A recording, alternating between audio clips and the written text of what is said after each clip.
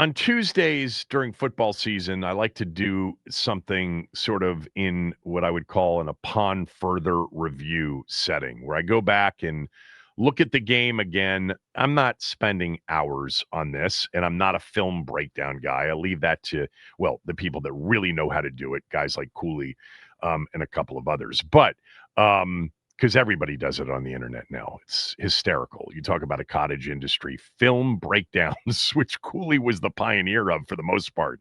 Now, anybody with the All 22, and I have access to the All 22, got to pay for it. You can pay for it too, can do it. But I do like to go back and look, especially in this first game, because we spent so much time in the offseason, right?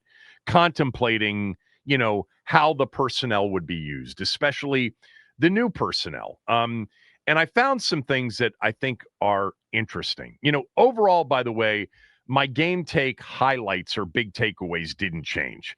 The defense dominated the game. I mean, completely dominated the game at the line of scrimmage. But they also dominated the game pretty much on the back end as well. It was one of the better tackling performances, maybe of any of the games we've seen Quinn Witt Jr. a part of here in DC. There's also no question that the Giants are limited with Russell Wilson at quarterback. Let's not forget that. I don't know if they'll be any better when Jackson Dart gets his chance, but I would imagine, I think Russ is going to start Sunday against the Cowboys. I think Brian Dable announced that yesterday. But Russell Wilson was really a shell of his former self. And look, some of that was, I think, part of what Washington was doing defensively to confuse him. There was a lot of, are they in man? Are they in zone? Looks like the play starts man. Oh my God, no, they're actually in zone. But the big takeaways of defense dominated and simultaneously the game was a sloppy game with a lot to clean up in a short period of time. Those are still the two big takeaways from Sunday's 21-6 win over the Giants. The sloppiness being too many penalties, too many drop passes. The timeout usage was not good. Leaving points on, leaving points going into the halftime locker room on the board was not what you want to do. And you really can't do that against a better opponent. It's week one. We'll see whether or not some of the things that were good are trends versus aberrations. And we'll see whether or not they can correct and improve some of the sloppiness that was a part of the game. Now, here are some things that I jotted down. There are like 6 or 7 things that I jotted down after watching the All 22 well into the third quarter, to be honest with you. I didn't do the entire game. So one of the things that we spent a lot of time talking about in the offseason was, Kinlaw, Wise, Goldman. By the way, Goldman was, I think for some, a surprise that he made the team. There was a lot of discussion that Goldman would be waived before the season began. No, in fact, he is a significant part of their run stopping, presentation in terms of what they did in the opener. Because there are a couple of things that struck me. Number one is that they truly believe they've got a lot of versatility with their defensive line, and not just versatility in terms of the types of players they have. Within a player, they think there's a lot of versatility. Kinlaw played all over the place. Kinlaw played D end. He played D tackle. I think he was, basically a nose on a play. Payne lined up outside versus inside on a play or two. Dorrance Armstrong, all right, he is a defensive end on rundowns when he's in there. He is inside on third and long passing downs, and then he drops into coverage like a linebacker. By the way, I like Dorrance Armstrong a lot. We talked about him during the offseason. He really finished up the season strong. I think they trust him because he's smart and he's got incredible versatility. He plays D tackle on pass downs inside with Payne, and he can play D end on rundowns and again in coverage. How about Jacob Martin? I think before Sunday, most people who don't pay attention to the summer and sort of join in, when the real games begin. Jacob Martin, number 55, is probably a guy a lot of people didn't even know. he was in the starting lineup, first defensive snaps of the season.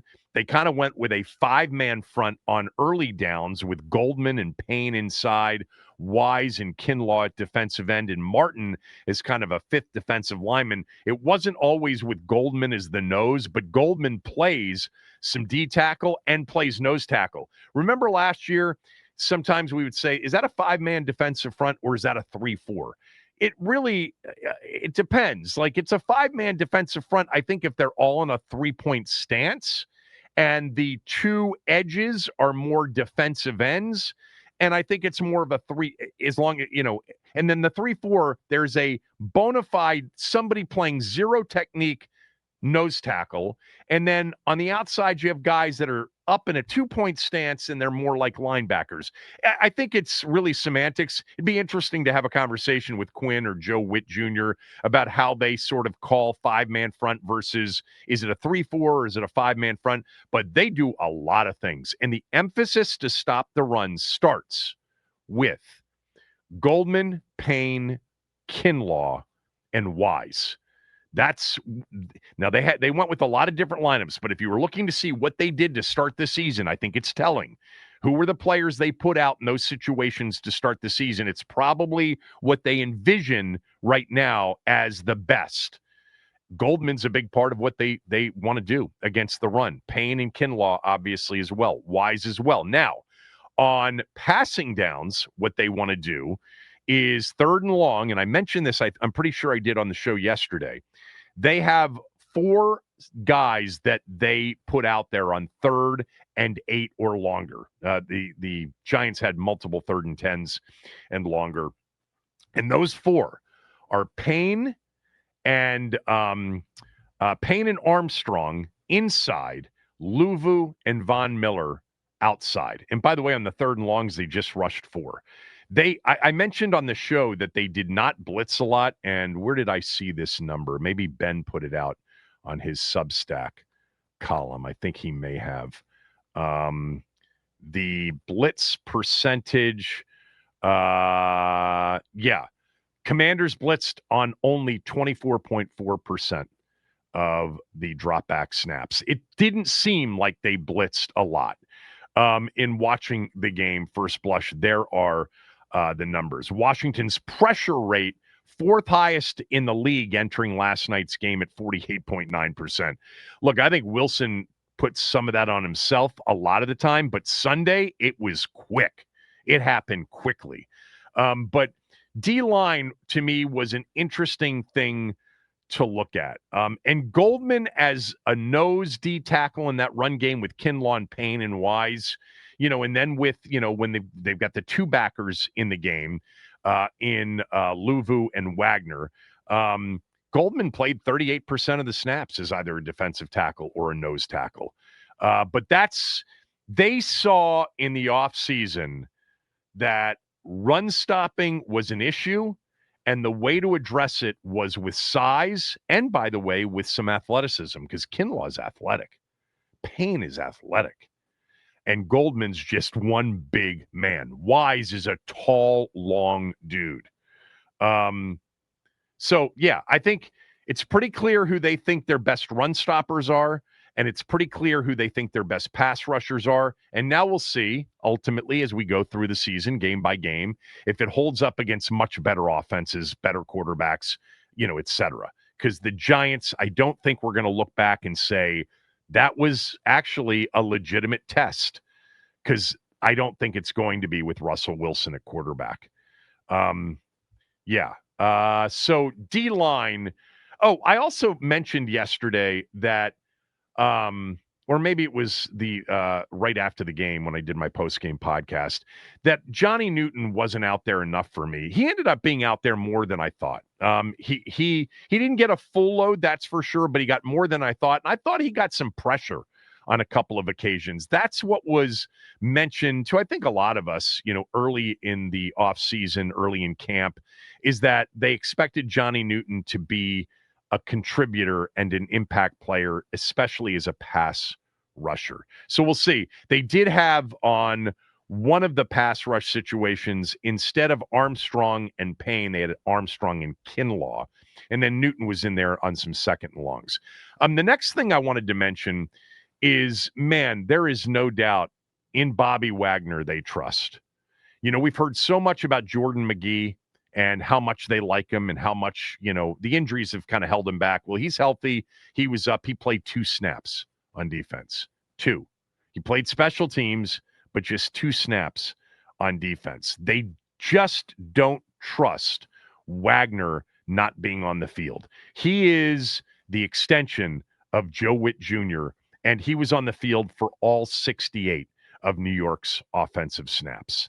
Frankie Louvu and Quan Martin also on the field for all 68 of New York's snaps. So Jordan McGee, he may be talented, and maybe we'll see more and more of him as the season goes to try to spell Wagner. I would imagine in games that maybe are a little bit out of hand, and this one wasn't because it was 14-6 in the fourth quarter, even though it didn't feel like it was a competitive game. We'll get Jordan McGee in late, but man, they absolutely feel like they have to have Bobby Wagner on the field. I went back and checked something. The Deebo Samuel touchdown, I mentioned yesterday that it could have been called delay a game. I was wrong. The clock hit 0, but it wasn't that full beat that they usually let the teams have before they flag them for delay a game. So it wasn't necessarily simultaneous with the snap, but it wasn't a full beat or second after it hit 0. The blocking on that play that Deebo had was, first of all, Tunsil's leading the way. Whew. When he's out on as a run blocker, I don't think anybody really wants to get in his way. Bates was out there, and Bill Krosky-Merritt was out there, and McCaffrey threw a really good block at the line of scrimmage. I went through all 3 of Jaden's sacks. I want to, I want to see what's going on the sacks, because there was one sack that I thought was clearly on him, and I think he's going to have to become a little bit less nonchalant on some of these. But the first sack, second quarter, it was part of the drive that ended in the Krosky-Merritt touchdown run. It was 1st and 10. The Giants literally jumped the bubble screen, and he wisely did not throw the football. And it looked like Washington should have had the advantage. They had 3 over 2, and somehow the Giant defenders were able to read it quickly and jumped it, and they weren't able to keep the path clear for Deebo on the tunnel or bubble screen. And Jaden smartly did not throw it, and he took a sack. I would chalk that one up to good, instinctive defense. Sack number 2, same drive. It was a 1st and 15 after a Noah Brown offsides. And Brian Burns just beats Connerly Jr. and beats him badly and quickly, where Jaden literally had no choice. Of course, by the way, that resulted in a 9-yard loss and a 2nd and 19, and per usual, bad down and distance. No worries, no problem. They overcame it. They overcame a 2nd and 16, a 2nd and 21, a 2nd and 14, and a 2nd and 15 in that game. It has been one of those things that we can count on. It's like, how devastating, penalties and sacks. Sacks more so because the down counts. Penalties, the down typically doesn't count. But sacks are absolutely devastating to drives. Penalties tend to be devastating to drives. Not for this team. By the way, the first 2 sacks were both by Brian Burns. He's a good player. He's been a good player. Sack number 3, which is the one that made me want to go back and look at all 3, is the one where I think 100% was on Jaden. He held it. He took a huge loss. It was an 11-yard loss, -11. And he could have thrown it, could have unloaded it a couple of times. I think he could have thrown it to Ertz. There was a bit of some double coverage on Ertz, but I thought there was a hole. And Eckler was available on the check down. And he just held it too long. And Thibodeau and Carter, who, by the way, was really good in this game on special teams too, they got him. He immediately, by the way, after taking that sack, he immediately gets up, looks over to the sideline, pounds his chest and says, "My fault, my bad." Jaden definitely has that level of confidence that he can get himself out of anything, and he has for the most part. But I think sometimes it creates this feeling of, I'm okay. I don't want to say casual or nonchalant. I thought he was a little bit on that one. But anyway, didn't hurt him in that game. And that was one I don't think they overcame, the 11-yard loss. No, it was. It was the 2nd and 21. They overcame it. Of course they did. The next thing on my list, I don't know if we played this yesterday, but Jaden, I guess, apparently after the game said that Terry was doubled all day long, and that was a reason he wasn't targeted a bunch. It's not true. Terry had 2 catches for 27 yards on 4 targets. By the way, the other 2 targets were the deep ball where Jaden misses him. Terry makes a really good move, and that's a 69-yard touchdown, unless he gets, shoestring tackled from behind, which seemed to happen a lot last year. But it's a massive play if Jaden lays it out there, and maybe it's the timing between the two of them is just a bit off. That's fine, but that was one of the targets that, let me just say, that should have been a big play. And then the other one was the play that I thought he caught the ball. Quinn challenged it. I thought it was a catch. I thought it was the right thing to challenge it, but it wasn't overturned. It was called incomplete, and it was upheld. I thought that was a bad upheld situation. I thought it should have been overturned. So, the 4 targets very easily could have ended up in another, 90 yards, 80 yards of pass reception yards, and no one would have complained if it was 4 catches for 106, but it wasn't. It was 2 for 27. And the bottom line is he was definitely not doubled all day long. A little bit here and there, but not all day. By the way, Terry had the 3rd most targets behind Debo and Ertz and played more snaps than any receiver out there. So he was ready to go, ready for a full load, 79% of the snaps. And personally, I thought he was pretty good in the game. Again, the numbers would have been much better. And Terry blocks. Terry's a part of everything. So, but I know that, there will be a narrative that somehow Terry was doubled. The entire defense was focused on Terry McLaurin, and it wasn't. There were some plays, no doubt, some brackets, some over that top help with a safety, but not all day. One of the things that you even notice, especially when you get the overhead on the all-22, and I just made a note of this, man, the defense just swarmed all day long. And that, I think, is what, Quinn and Witt Jr. and the defensive staff, it's like, look, if we're going down playing at 110. We're flying around, we're competing, we're urgent, we're physical, we're fast, and they played fast. They played urgently, and you can just see bees on honey on some of those plays. It was the penalties and the lack of takeaways that were the negatives, but everything else was a positive. And, one of the guys that flew around almost at another level was Will Harris. He was really good in this game. The tackling in this game, I thought, was just so good. Because last year, that was a big issue. It wasn't just that they were getting gashed, especially on the edges. They were missing tackles, not in the opener. They didn't miss any tackles in the opener. By the way, I think I mentioned this yesterday, but Matt Gay, 2 kickoffs into the end zone. Don't kick it into the end zone. I mean, please. We cannot hand the ball to the team at the 35-yard line. At the same time, it's apparently not so easy to land it between the 20 and the goal line. Oh, there was one other thing, and this wasn't even an all-22 note, but I loved how Jaden went right back to Jalen Lane after his drop. And Jalen Lane made a nice catch, a nice turn up the field. It was about a 6-yard depth, and he turned it into an 11-yard gain. I don't know if Jaden did that purposefully, but if he did, that is emotional IQ, people. You hear it all the time.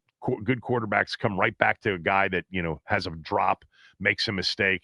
This is a rookie. He had dropped a ball. Next play, there he is with a catch and an 11-yard play. Jaden is definitely savvy. I mean, we know and we've heard, how smart he is, how, intelligent he is, but there's a smart savviness to him as well. Yeah, those were the things that I pulled. I think to me, stopping the run is going to be so massive, creating more possessions, creating better field position. The penalties hurt on the yardage on field position, even though they didn't let the Giants score. But better starting field position, and really they had it a couple of times because of bad punts by the Giant punter, who was not very good on Sunday.